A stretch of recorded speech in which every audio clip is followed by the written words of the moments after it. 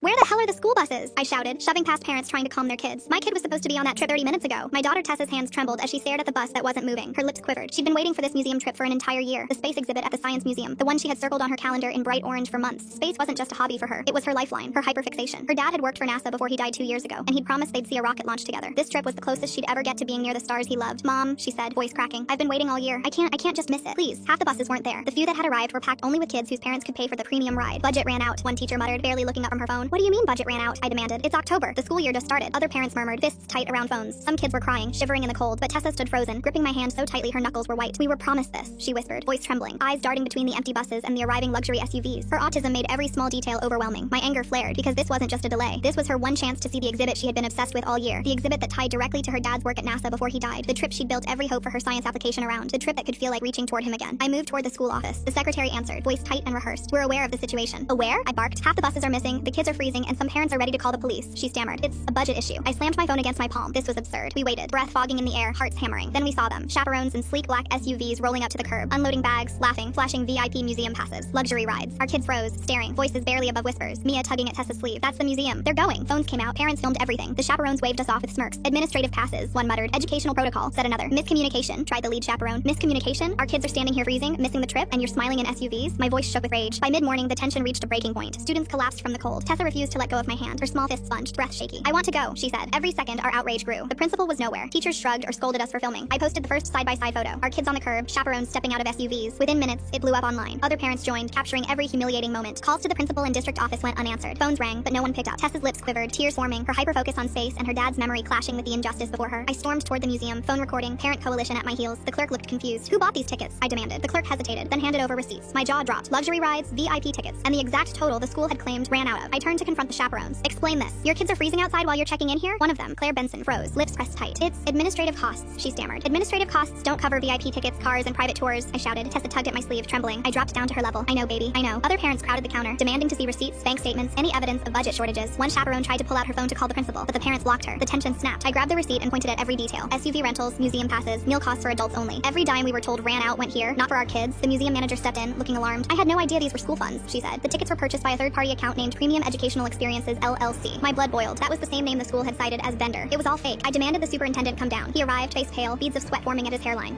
There was a budget discrepancy, he stammered. Some funds went to this account. Every parent shouted over him. Claire Benson's eyes darted nervously to the exit. I advanced, holding receipts high. You took the money that was supposed to feed these kids education. You lied. You stole from them. The chaperones tried to defend themselves. Miscommunication, but no one was listening. I read the receipts aloud. Exact amounts missing from the trip budget, transferred into personal accounts. Luxury vacations, expensive cars. Every lie collapsed under the weight of the evidence. The museum trip was canceled. A week later, the school had a new faculty list.